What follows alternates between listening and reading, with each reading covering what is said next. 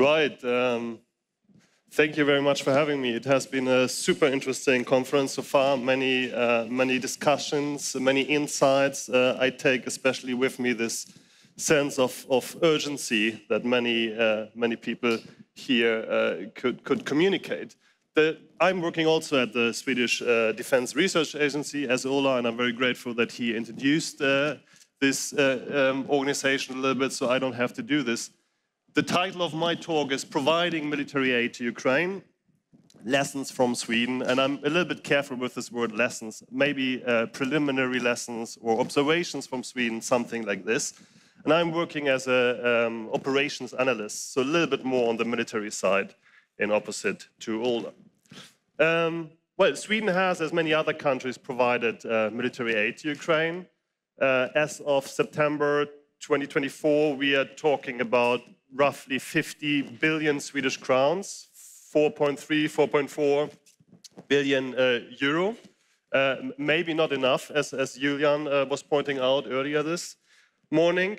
And this aid can be divided into roughly into four main categories. The first one is military equipment, including training on advanced systems very often. The second one are long-term supply solutions, something that was implemented during the last autumn. Third one would be multilateral training activities, including, for instance, the Nordic-Lithuanian EUC training initiative here in Lithuania. And the fourth one would be, well, financial support and procurement partnerships in close cooperation with industries. This is maybe an up-and-coming form of military aid, as we already have touched upon. And we have, as you all know, seen quite some big changes when it comes to form and content of the military aid provided to Ukraine. Right, and well, we have already heard that armed forces, as well as other governmental agencies around the world, also NGOs, are trying to draw lessons from the war in Ukraine. They are analyzing experiences, they want to learn from this, and the same, as Ola pointed out, is the case in Sweden, even in the armed forces of Sweden. Now, I would argue that learning from military aid, from providing military aid, differs slightly in this regard, as we are focusing here on our own experiences, in opposite to Ukrainian experiences, or Russian experiences for that matter. So it's an outlier. However, it's very strongly connected to drawing experiences from the war, because one could argue that without providing military aid, we would not be able to collect experiences, even Ukrainian ones. Learning from an ongoing military aid campaign can be challenging, and that is partly because it involves something that academics would call a principal-agent relationship between the provider and the recipient of aid, and this is something that you see in development aid, the history of humanitarian aid. And this relationship is shaped by, well, perceived interest, and very often these interests are overlapping, they are the same, but not always, they are differences. And we have heard quite some of these possible differences here during the last 2 days. Sorry. It's also more complicated in the case of Ukraine, as we have a multitude of providers. We have many donor countries who again have largely overlapping interests. They are working together. However, one could argue that, for instance, the interests of Lithuanians slightly differ from that of French people or from that of Portugal or the US. And we even had heard examples for this here. So now, what are we actually trying to learn when we apply a LILL process here? But of course, we want to improve military aid. We want to make it more effective. This is kind of the short loop thing. Should be better, should hurt more, the Russians. But another reason maybe to draw lessons here is to develop their own civil and military defense. And this required, as we have heard also here, it requires some kind of abstraction. You need to translate lessons, so to say, to a Swedish context or a NATO context, for that matter. And I will in this talk focus on the first one, and I will present kind of 5 observations or, well, let's say success factors from a Swedish perspective, They are very generic, unfortunately. I have this manuscript bit with me also so that I don't start talking about things I shouldn't talk about.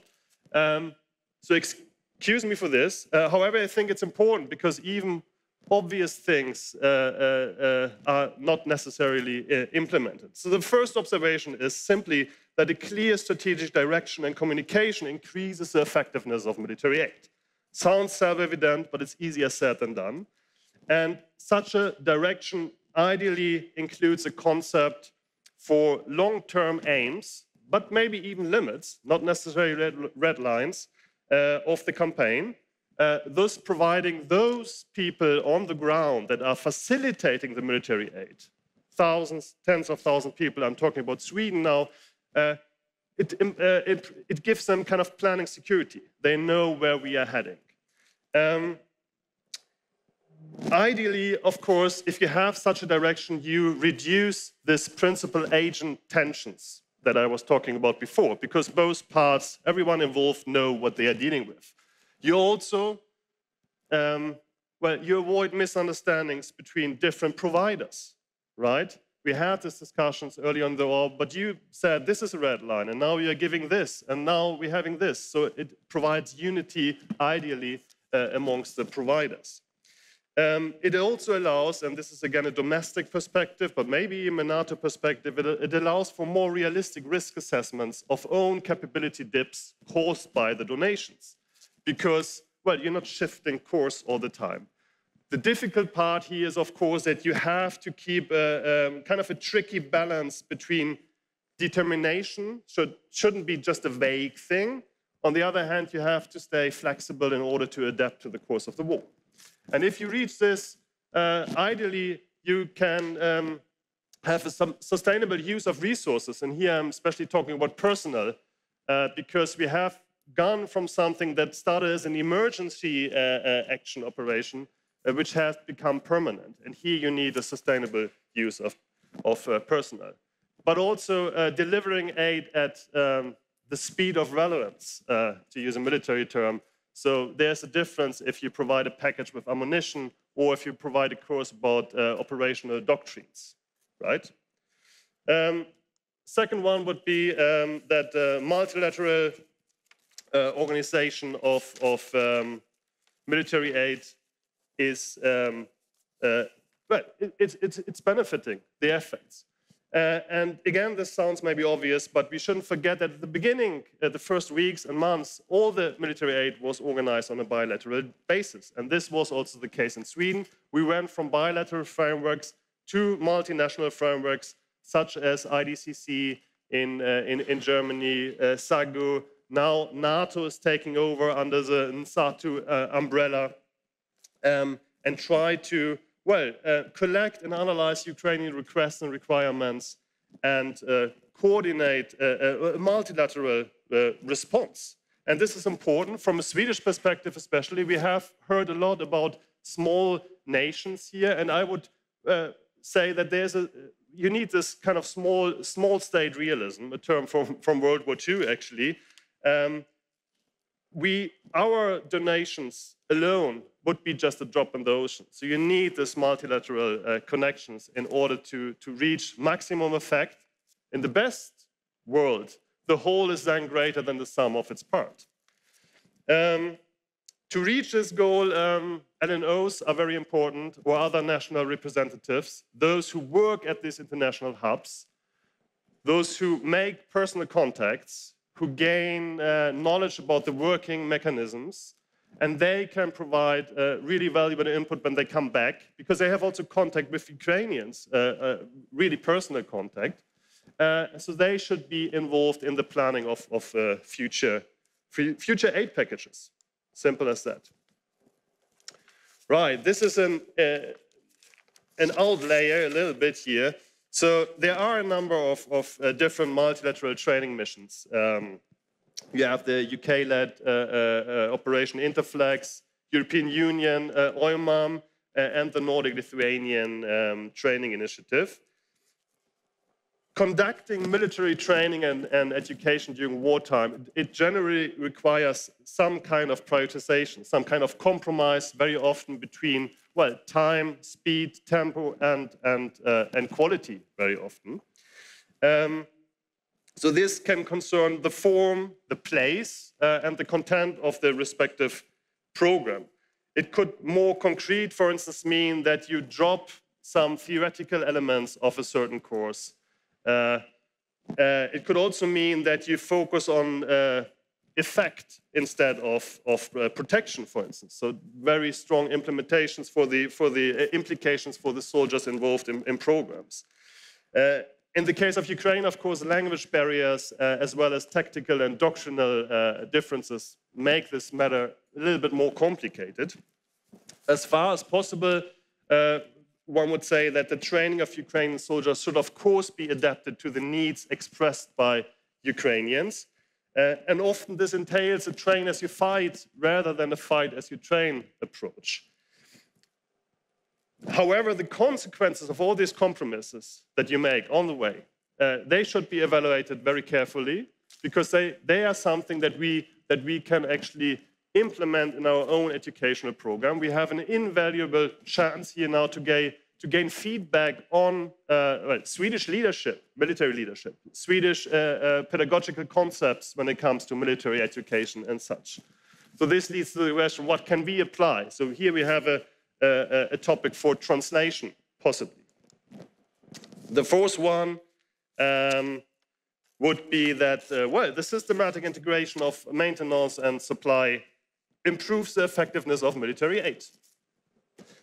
So donating systems, for instance, without an existing production of spare parts, as silly as it sounds, may have a limited military effect, because you don't have the spare parts. In the worst case, it binds resources, both personnel, on both sides, both in Sweden or in other countries and in Ukraine. So in the case of Ukraine, and we touched upon this topic before, this multitude of weapon systems, because we have so many providers, look at observation number 1 and number 2, it leads, of course, it makes these supply chain solutions, logistics, much more complicated, because you have to adapt to all these different systems. So Sweden's experience in this regard, it highlights the significance of including relevant authorities outside the armed forces, for instance, in the civil defense system, but also industrial representatives when designing supply solutions for future aid packages.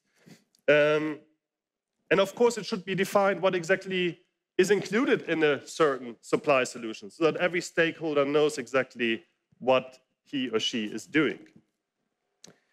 And then some very basic things. Well, communicating the status of donated systems is, of course, it's obvious. Doesn't mean that it always happens.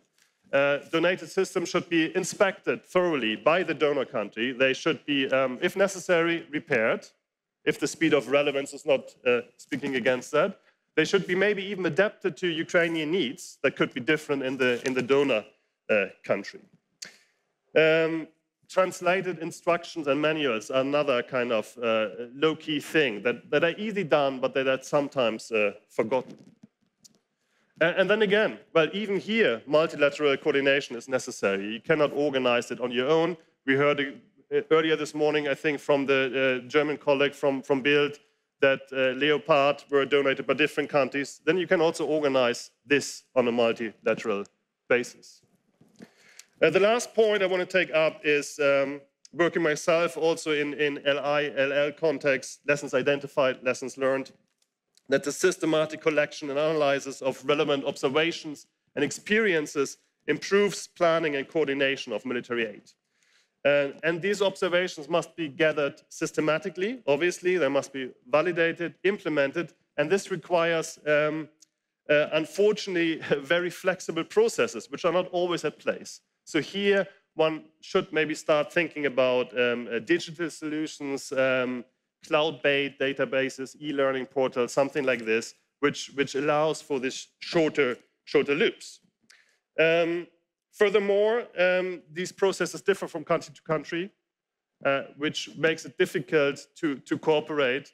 And we need to, this would be one of the main points, we need to go from this still prevalent need to know attitude, which you especially find in the armed forces, to a need-to-share attitude within NATO.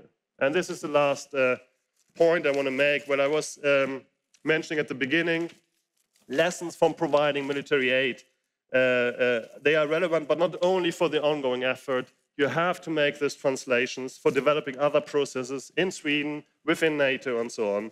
And as cynical as it sounds, military aid gives providers an opportunity to collect data on battle performances of systems, on user-friendliness, on training missions and such.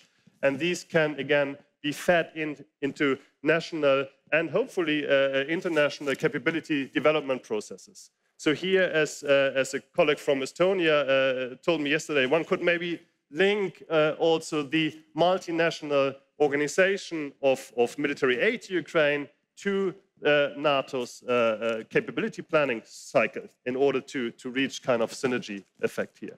And there are many more points that you could work on together with ideally not alone, but together with NATO partners. For instance, when it comes to the question of strategic depth, multilateral logistics, supply chains, there are many experiences here. This would be, again, my main message from need to know to need to share. I'm kind of contradicting myself here because I'm staying on this very generic level, not going into details, but this is kind of my personal opinion. Thank you very much for listening.